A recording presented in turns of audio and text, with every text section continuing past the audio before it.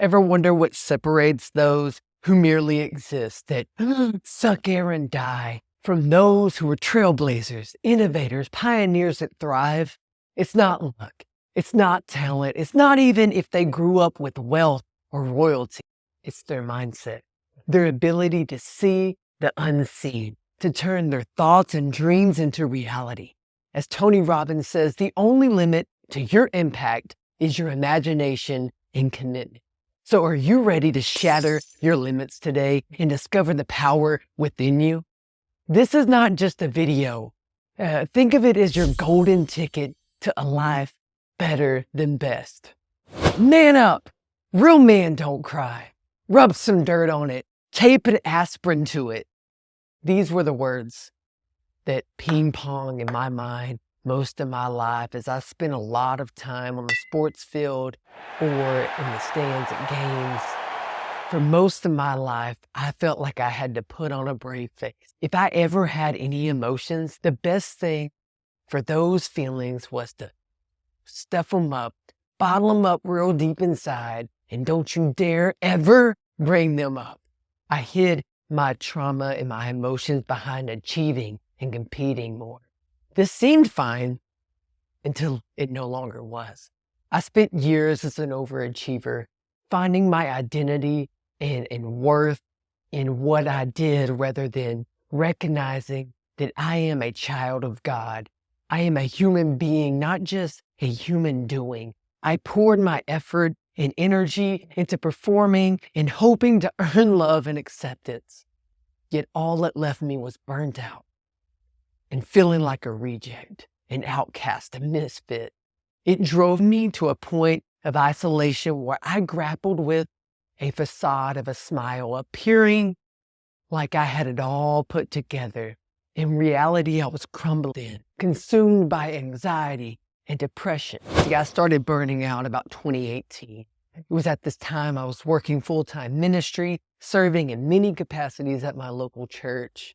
I was playing drums. I was leading the youth. I was leading small groups, trying to make it as a rapper, hosting a podcast. The list goes on and on.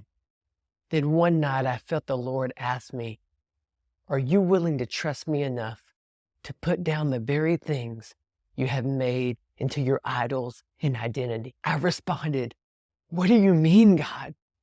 I'm fine. It's fine." I could promise you I was far from fine and things were far from okay. I was like a body in the open casket. The outside may have looked all nice and put together and handsome even, but the inside was slowly deteriorating and decaying. A little later that year in a group I was attending, I got a word from God that would be confirmation and a catalyst of change to what I was already feeling. He was asking me to do what I was too stubborn to act on before. This time I finally swallowed that pride and started to listen. Little did I know that it would change and mark my life forever. Over the next 3 years, I engaged in this process of self-discovery, self-awareness, a process of unbecoming and rediscovering who I was created to be. I learned to prioritize my mental, spiritual, and physical well-being over external achievements and unlearned beliefs that my value was tied into what I could accomplish, acquire, or achieve. Embracing vulnerability and seeking support became an essential aspect of this journey for me. See, in this video, you won't find the answers. Honestly, even in coaching with me, you won't find the answers, but you'll find more questions. See, I don't have the answers. I don't claim to, but I hope and my prayer is that these questions will ultimately point you to the answer, to the author of your life. Have you ever felt that pressure to conform to societal expectations, sacrifice your true self in the process? What role has external validations played in shaping your identity? If you answer these questions with yes, the impact have been destructive, then keep watching. While the journey towards self-discovery is empowering, it's essential to acknowledge that it can be challenging and not easy. Simple, but not easy. It involves confronting uncomfortable truths and facing vulnerabilities and the true motives behind what you are doing. By embracing both the light and the shadows, true transformation becomes possible. It really is possible, friend. In this video, you will get rid of the negative thoughts and beliefs in yourself. Say goodbye to feeling small. Say goodbye to thinking that you can't do this thing. Instead, think positive and be strong. I've developed this red print to uncovering your true identity into 5 R's that will help you live out your purpose. The first one is recognize. I want you to imagine for a moment a life where every challenge becomes an opportunity for growth. Jesus teaches us the red print for self-awareness. See, what consumes your mind controls your life. What consumes your mind controls your life. Oftentimes, we don't recognize the patterns that have become second nature, subconscious, daily practice in our life. From the amount of time we waste doom scrolling social media to the way that our negative thoughts rob us and limit us from living a better life. See, Jesus emphasized recognizing not only our shortcomings, like removing the log from our eye, he also highlights the power we have to not be slave to our selfish desires, ambition, and sinful ways. It's time to embrace humility and self-reflection, to recognize oneself and the mere fact that we need the assistance and the reliance of a Savior is the foundation to making the most out of this life and life everlasting. And then the second one is we need to reorganize. Now let's talk about reorganizing our mindset. Your key to unlocking abundance is in the obedience.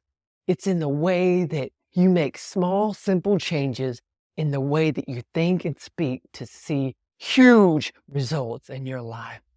In the words of Lewis Howes, greatness is contagious. And a lot of times we must check our circle, meaning that when we surround ourselves with greatness, you can't help but catch it. A lot of things are caught, not taught, but become your true self. Because on the flip side of it, when you embrace greatness and become great, then that greatness expressed will call those around you to aim high and take the limits off. Though Jesus may not have directly spoken about the growth mindset, his teachings radiated faith in abundance. And when his disciples asked him, who is the greatest among them? He pulled in a young child and he said, learn this well. Unless you dramatically change your way of thinking and become like this teachable child, you will never be able to enter in. Whoever continually humbles himself to become like this little child is the greatest one in heaven's kingdom realm. I take it a step further and say the way up is down. When we take a servant leadership mentality, we see our perspective shift from fixed to growth mindset. We no longer become the victim and we become the victor. We go from poverty to prosperity. We go from lack to abundance. As Ed Milet emphasized, your mindset matters more than you think. Let's reorganize your thoughts and align them with the principles of trust, abundance, and reliance on God's grace. And then the third one is we must rediscover. We must rediscover our true identity. Rediscover the masterpiece within you. It's like the idea of the chisel and the stone. See, in the times of the great artists and sculptors, Michelangelo set out to create the huge masterpiece of David. And this masterpiece started as a huge chunk of marble. And then all of a sudden, through time and pressure and knowing exactly what to chisel off, it became David. And when someone asked, well, what was this? Like, how did you take this huge piece of rock and turn it into this beautiful masterpiece? And he said, it's quite simple. I simply chiseled away the parts that wasn't David. And I believe that that's what I do in my coaching. And I believe that's what we need to do in life, is to chisel away the false narratives, the lies that have been taught over us, and start stepping into what God has said about us. Chisel away all of the parts of you that aren't you to reveal what's been inside of you this whole entire time. I mean, seriously, imagine you're that block of marble with something amazing inside. You just need help to chisel away the lies and the stories and the people around you and the negativity that's been hiding your true essence, your true genius that's been deep inside this whole time. This sculpture analogy really resonates with me deeply on my journey because in a similar way, I had to do the same. I had to chisel away at the layers of external expectations and circumstances and situations that had me thinking that I can't live the life that I know that I'm destined to live now. And then the next R in this is rebuild. Now we're diving into action. You see, we must first target the mental game and the changing of thoughts before we can really step into action and strategy, because it's your intentions behind your strategies that will keep you going, that will notice what doesn't work and continue to fix it until it does work. See, picture your life as a building and let's reinforce it with pillars. In the words of Tony Robbins, the only impossible journey is the one you never begin. While Jesus didn't address burnout directly, his teachings guide us towards a life that is full, yet not busy. It makes me think of this idea of we get so caught up in, how's your life? Oh, I'm busy. Stop being busy for the sake of being busy. I want you to understand that your time is valuable and you don't need to fill it up with a bunch of crap. Don't let your schedule own you, but you own your schedule. See, it's not about striving, but it's about being in this flow state, that understanding this rhythm of rest and work. It's not a balance. It's not a harmony, but it truly is a rhythm in understanding what different seasons call for what. It's an effortless work that yields a harvest and bears great fruit. It's time for you to prioritize rest. Sabbath. Follow the principles of love, compassion, and build habits that have the intention to set you on a trajectory for success and purpose and making an eternal impact. And then the fifth R is refined. It's in the refinement that we truly begin to see that this is the part that's continual. Because again, in this life, the finish line is death. So we are never arriving. We are never making it. There is always that 1%, that one thing that we can improve on. Now, it's not from an eye of perfection or criticism, but it's from an eye of improvement and growth. And it's in that refinement process that we truly become who we were created to be. It's the refinement phase. It's where your character is fitted for greatness. Like gold refines the fire, challenges and trials are opportunities for growth. You can think about Malachi 3:3 or Proverbs 17:3. See, as we engage in the supportive community, remember Erwin McManus's wisdom where he said greatness is cultivated in community. And it goes back to earlier when Lewis Howes mentioned that greatness is contagious. I want you to join me in embracing this challenge of refinement, of seeing opportunities out of challenges and surrounding yourself with a community of champions, of men, of brothers that are going to sharpen you like iron sharpens iron, so we may sharpen each other. So I invite you to join this conversation. And below how to connect with the free resource I have to go through some deeper questions on each one of these 5 R's. Because it's when we get through these 5 R's, then we get to the R that everybody's looking for, which is result. And you're not going to get results in your life, lasting, sustainable, long-standing results, if you don't first tackle the mental game. Because I can guarantee you all of those successful people that you idolize, that you want to imitate, stop. First off, at the end of the day, they're just humans just like you. The only difference between them and you is they daily commit to the mindset shifts, to understand that it's so much bigger than themselves, that they're committed to community and contribution.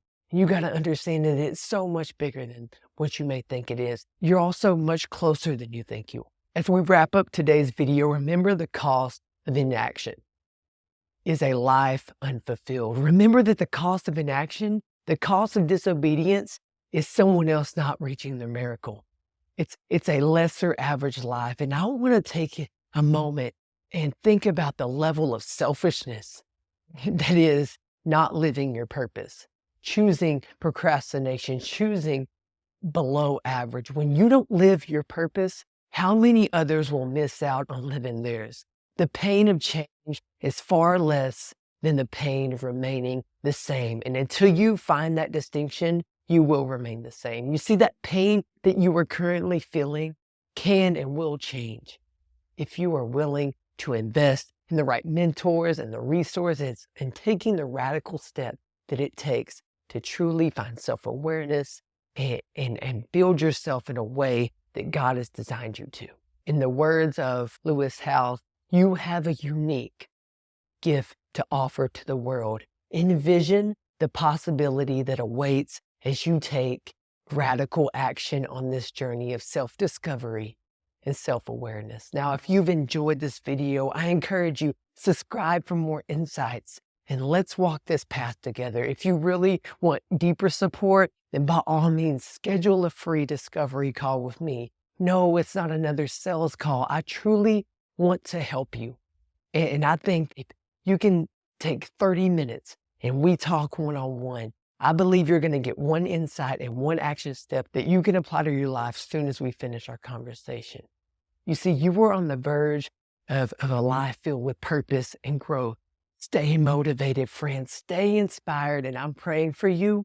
I love you. I'm proud of you, friend. Now let's go live better than best as we conquer this week.